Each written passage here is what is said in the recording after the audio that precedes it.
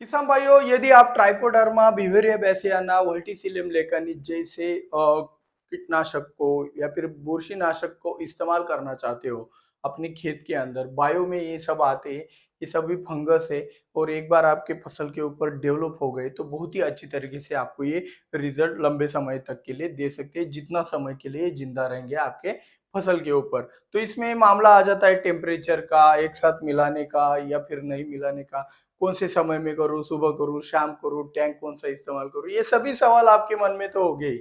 इन सभी सवालों के जवाब आपको आज के इस वीडियो में मिलने वाले हैं। तो बने रहे हमारे साथ वीडियो के अंत तक। वीडियो को लाइक भी कर दीजिए और हम शुरुआत करते हैं ट्राइकोडर्मा और ब्यूवेरिया साथ में दे या फिर नहीं। इस सवाल का जवाब जानने से पहले ट्राइकोडर्मा और ब्यूवेरिया के लिए जो भी आप टैंक इस्तेमाल करने वाले हैं वो केमिकल फ्री होना चाहिए। और हाँ, ये एक बात ध्यान में रखना, केमिकल फ्री करने के लिए आप क्या इस्तेमाल करने वाले हो, केमिकल को रिड्यूस करने वाली दवाइयों का इस्तेमाल करोगे तो अच्छा रहेगा, लेकिन ये ऐसी दवाइयाँ या फिर ऐसी चीजें प्रोडक्ट मार्केट में अवेलेबल नहीं है। तो ऐसे में आप नया कुछ एक अलग से सिस्टम अगर रहेगा आपका स्प्रेइंग के लिए तो ये अच्छा रहेगा। अगर उसके रिजल्ट ही नहीं आएंगे तो क्या मजा है भाई, फिर तो भाई करो ही मत, अगर टैंक में ही सब कुछ मर जाने वाला होगा तो। ठीक है, अभी टाइमिंग कौन सा रहेगा, तो सबसे बढ़िया वाला टाइमिंग शाम को है, इवनिंग टाइम। शाम को अगर आप स्प्रेइंग करोगे, कोई भी फंगस हो गया, बैक्टीरिया, उसका मल्टीप्लिकेशन रात के अंधेरे में ज्यादा होता है। तो सनलाइट में वो टेम्परेचर के कारण उसका दिक्कत भी होता है। तो इसके कारण आप शाम को अगर इन बैक्टीरिया का, फंगस का स्प्रेइंग करोगे तो आपको बहुत ही अच्छा रिजल्ट मिल सकता है। तो ये हो गया टाइमिंग का।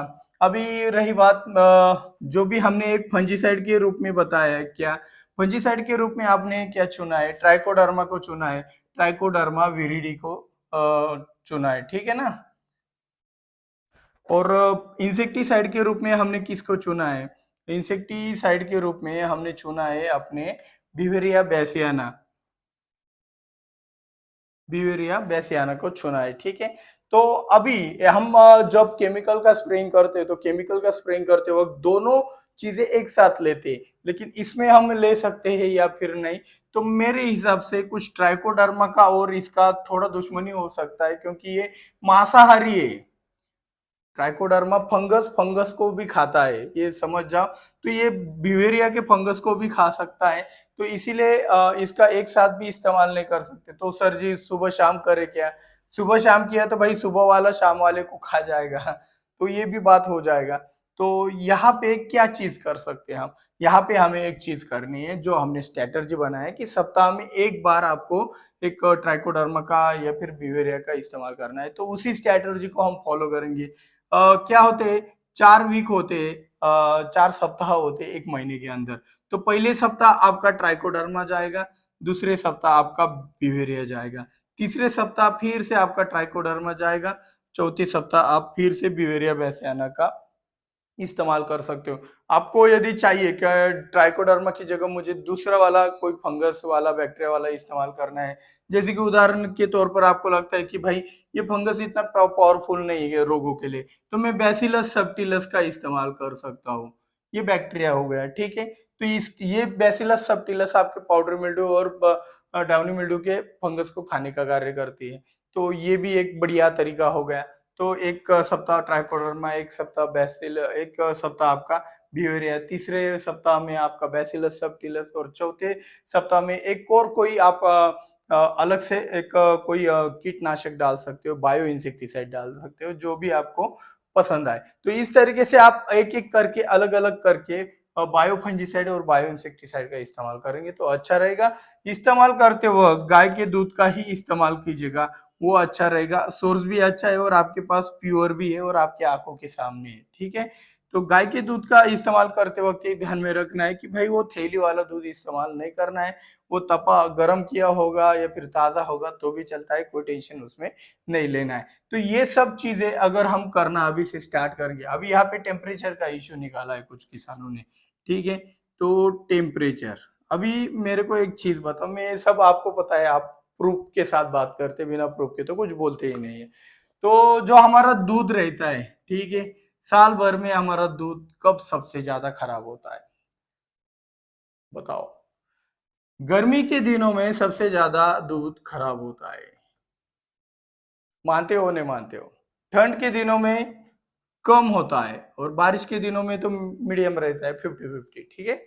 तो ऐसा क्यों होता है? तो जितना ज्यादा टेम्परेचर रहता है ना, अभी दूध खराब होना मतलब क्या, उसके अंदर माइक्रो ऑर्गेनिज्म बढ़ना होता है, उसके अंदर जो भी एक फंगस वगैरह है वो डेवलप होते हैं, इसीलिए उसके कारण जो हमारा दूध है ऐसा फटा फटा दिखता है, और उसको हम क्या कहते हैं भाई, दूध फट गया। तो गर्मी में जितना ज्यादा टेम्परेचर हो उतना ही ज्यादा फंगस या फिर बैक्टीरिया डेवलप होता है, अगर उसको खाना मिले तो। पहला बात है, ये थियरी आप अच्छे से समझ लीजिएगा। अभी इसके ऊपर एक और वीडियो लाऊंगा अवेयरनेस के लिए कि भाई ये ज्यादा सनलाइट में ये होता है वो होता है, थोड़ा होता होगा भाई, ऊपर सनलाइट में होता है तो पत्तियों के नीचे उसको छांव मिल जाएगा, टेंशन है बिल्कुल भी नहीं। तो और हाँ, पत्ती के नीचे जो भी एक सिस्टम रहता है ना, वहाँ पे कूलिंग सिस्टम रहता है, वहाँ पे वहाँ का टेम्परेचर कम रहता है। इसका भी प्रूफ ये है कि आप किसी भी पेड़ की छाव में जाओ, आपको ऐसा ठंडा ठंडा लगेगा कितना भी धूप हो। तो वही वाला सिस्टम आपका फंगस बैक्टीरिया भी इस्तेमाल कर सकता है, ये बात ध्यान में रखना। अभी ये सभी चीजें आपको इस्तेमाल करने से रोकने के लिए होगा कि भाई ट्राइकोडर्मा का कभी स्प्रेइंग किया जाता है क्या, ये पहला चैनल है आपका कि जो बोल रहा है कि ट्राइकोडर्मा का स्प्रेइंग भी कर सकते हैं। तो भाई कंपनी वालों के पैकेट के पीछे पड़ लेना, ये सबसे पहली बात। कंपनी वाले बेवकूफ होंगे तो मैं भी बेवकूफ हूँ आपके लिए, ठीक है? बताने वाला नहीं है। तो ये ऐसी गुमराह कर रहे हैं आपको सही डायरेक्शन से भटकाने के लिए। तो जो बोलेगा ना ट्राइकोडर्मा कभी ऊपर से इस्तेमाल किया जाता है क्या, एक तो उसको नॉलेज नहीं है, एक तो अगर वो मार्केटिंग वाला होगा तो समझ लेना कि भाई ये पक्का आपका दुश्मन है। तो ट्राइकोडर्मा स्प्रेइंग के लिए चलता है, कोई टेंशन वाली बात नहीं भाई। जो भी ट्राइकोडर्मा बेचने वाली कंपनी है वो पीछे लिखती है फॉलियर स्प्रे, यानी कि स्प्रेइंग के लिए इसका प्रमाण क्या होगा, तो प्रमाण क्यों दिया है ये भी बताना। और हाँ, इंटरनेट पे तो बहुत सारी जानकारी, लेकिन उसकी उस जानकारी से भी बढ़िया मुझे लगा कि ये प्रूफ अच्छा रहेगा आपके लिए। तो ये जो ठंड है और गर्मी और बारिश का मौसम रहता है, बारिश का और गर्मी का मौसम है ना बॉस, बहुत अच्छा रहता है बैक्टीरिया को फंगस को डेवलप करने के लिए। ठंड के मौसम में थोड़ा दिक्कत आता है, क्योंकि ठंड के मौसम में अभी देखो ना, आप फ्रिज के अंदर ही आपका दूध अच्छा रहता है, क्यों रहता है, उसका टेम्परेचर कम किया जाता है, और जितना ज्यादा कम टेम्परेचर होता है उसके अंदर माइक्रो ऑर्गेनिज्म बढ़ नहीं पाते और दूध खराब नहीं होता है। उसी तरीके से हमारे खेत के अंदर भी ठंड के मौसम में टेम्परेचर कम होने से जो भी बैक्टीरिया फंगस है वो अच्छे से डेवलप नहीं हो पाते हैं। और ठंड के मौसम में हमें कुछ जुगाड़ करने पड़ेंगे, जैसे कि गुड़ का स्प्रे हो गया, कुछ दूध के स्प्रे हो गए, उससे भी हमें एक टेम्परेचर अच्छे से मेंटेन करने की कला सीखनी होगी। उसके ऊपर हम किसी एक और अन्य वीडियो में बात करेंगे।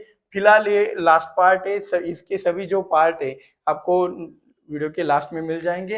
ये जो सीरीज हमने बनाई थी, बायो फंजीसाइड, बायो इंसेक्टिसाइड, उसका इस्तेमाल कैसे करना है, एक साथ इस्तेमाल कैसे करना है, उसका स्ट्रैटेजी क्या रहेगा, कुछ संदेह निकाले थे, अच्छा हुआ हमने ये सीरीज बना दिया और सभी सवाल भी यहाँ पे कवर हो चुके हैं कि भाई ट्राइकोडर्मा स्प्रेइंग के लिए नहीं चलता, ऐसे कुछ उटपटे मार्केटिंग के तरीके भी हमने यहाँ पे कवर कर लिए। बहुत अच्छा हो गया कि ये कार्य सफलतापूर्वक आगे जाएगा। तो गर्मी हो गया, ठंड हो गया, बारिश हो गया, ये उदाहरण भी आपको अच्छे से समझ आ गया होगा। तो भाई वीडियो को लाइक नहीं किया है, लाइक कर दो। और हाँ, इस वीडियो को भी अगर सपोर्ट मिला तो कोई और अन्य हम नई सीरीज लॉन्च करेंगे ऑर्गेनिक में। हम ऐसे ही चलने वाले, थोड़ा केमिकल थोड़ा ऑर्गेनिक, थोड़ा केमिकल थोड़ा ऑर्गेनिक, ऐसे कर करके हम ऑर्गेनिक खेती के अंदर 100% जाने वाले। तो उसको प्रैक्टिकली जाना है, ऐसा नहीं कि हाँ भाई हम 100% ऑर्गेनिक फार्मिंग करते हैं। भाई वो फायदे वाली होनी चाहिए, ठीक है? तो फायदे वाली ऑर्गेनिक फार्मिंग करने के लिए हमें थोड़ा थोड़ा करके, अभी देखो कुछ एक किसान का एक मुझे सवाल आया, थोड़ा वीडियो लंबा हो रहा है लेकिन मुझे कोई टेंशन नहीं है, आपको नॉलेज मिलना चाहिए। तो एक सवाल ऐसा आया कि सर जी, ऑर्गेनिक फार्मिंग करते वक्त 50-50% करे या फिर 20-50 करे, ठीक है ना? ऐसा परसेंटेज मतलब 20% केमिकल, 80% अपना ऑर्गेनिक फार्मिंग करे, या फिर 50% ऑर्गेनिक 50% केमिकल करे, ऐसा उसका सवाल था उस बंदे का। और सवाल भी जेन्युइन है। और देखो ना, अभी जो ये जो तरीका है, ये 50% 20%, इसमें मौत है बॉस, आपका लॉस छुपा है इसमें, क्योंकि आप प्रेशरली वो चीज कर रहे हो। भाई प्रेशर मत डालो आपके फॉर्मूला के ऊपर, आपका फॉर्मूला सिंपल होना चाहिए कि भाई अभी देखो bio fungicide downy mildew powdery mildew के लिए मैंने बैसिलस सबटिलस ढूंढ लिया। अभी बैसिलस सबटिलस ढूंढ तो लिया है, अभी इसका जेन्युइन फंडा भी ढूंढना है। मतलब अभी ये बैक्टीरिया डाउनी और पाउडरी मिल्ड्यू के लिए काम करती है, ये तो आपको पता चल गया है। लेकिन अभी एक और संशोधन बाकी है कि किस कंपनी का अच्छा है। ये भी जरूरी है।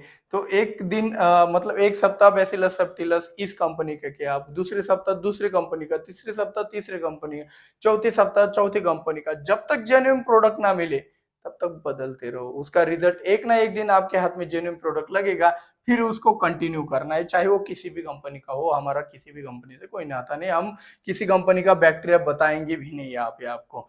तो ये आपको ढूंढना है प्रैक्टिकली, ठीक है, क्योंकि तभी इसके रिजल्ट मिलेंगे। बिवरिया बैसियाना हो गया या फिर आपका ट्राइकोडर्मा हो गया, आपको ऐसे ही चेंज करते रहना है। तो इससे आपको जेन्युइन प्रोडक्ट मिल जाएगा और आप अपना ये जो भी फॉर्मूला है इसे अप्लाई कर पाओगे। तो ये हो गया। अभी मिलीबग के लिए भी आपका बिवरिया बैसियाना थ्रिप्स के लिए भी कार्य करता है, तो ये भी किसी एक जेन्युइन कंपनी का मिल गया है तो उस पर भी काम हो जाएगा। तो इस तरीके से हमें केमिकल फार्मिंग के अंदर, ये तो भाई स्प्रेइंग के हो गया, सॉइल का बाकी है। निमेटोड है हमारे पास विल्ट डायबैक का भी एक ऑर्गेनिक सॉल्यूशन चाहिए फंगस और बैक्टीरिया के रूप में, तो उसका भी एक सीरीज आएगा सॉइल का। लेकिन अभी इस पूरे सीरीज के वीडियो को, जितने भी हमने ट्राइकोडर्मा से स्टार्ट किया था और अब तक के जितने वीडियो है, उन वीडियो को एक अच्छे मुकाम तक पहुंच जाने के बाद हम वो दूसरा सीरीज लॉन्च करेंगे, क्योंकि ज्यादा से ज्यादा किसानों को वो सीरीज दिखाएंगे तो अच्छी बात होगी। तो उसके लिए आपको इस वाले वीडियो के अंदर भी प्यार दिखाना होगा, और ज्यादा से ज्यादा प्यार दिखाएंगे तो भाई सीरीज भी जल्दी आ जाएगा। तो केमिकल फार्मिंग के अंदर सिर्फ हमें क्या करना है, अभी देखो स्प्रेइंग में जितना भी चीज था हमने अल्टरनेटिव ढूंढ लिया। अभी इसमें जेन्युइन प्रोडक्ट जब मिल जाएंगे ना हमें पाउडर मिल्ड्यू और अपना डाउनी मिल्ड्यू के लिए, ऐसे रोगों के लिए, अर्ली ब्लाइट लेट ब्लाइट के लिए, तो यहाँ पे क्या हो जाएगा पता है क्या, आपका केमिकल का इस्तेमाल अपने आप कम होता जाएगा और आपको भी पता नहीं चलेगा कब बंद हो गया। ठीक है, ये अपने आप हो जाएगा, आपको कुछ भी अलग से करने की जरूरत नहीं। तो वैसे ही सॉइल में भी करेंगे, और धीरे धीरे करके भाई अगर ये पार्ट अगर निकल गया केमिकल फार्मिंग में से, स्प्रेइंग का और नीचे से ड्रेंचिंग का पार्ट अगर निकल जाता है, तो भाई आप इमेजिन नहीं कर सकते ये परसेंटेज हो जाता है 80% आपने ऑर्गेनिक फार्मिंग कर ली समझ लो।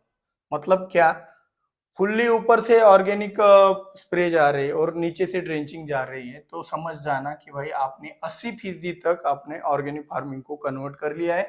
20% कहाँ पे रहने वाला है, 20% आपके फर्टिलाइजर में रहने वाला है, उसको भी जुगाड़ कर लेंगे। लेकिन आपका प्यार बढ़ता हुआ चाहिए। आज के लाइक का टारगेट मैं अपने आप से नहीं दूंगा, आपका प्यार ही ऐसा बरसा दो कि मुझे टारगेट की आवश्यकता भी न पड़े। तो मिलते हैं अगले वीडियो में। जय जवान जय किसान।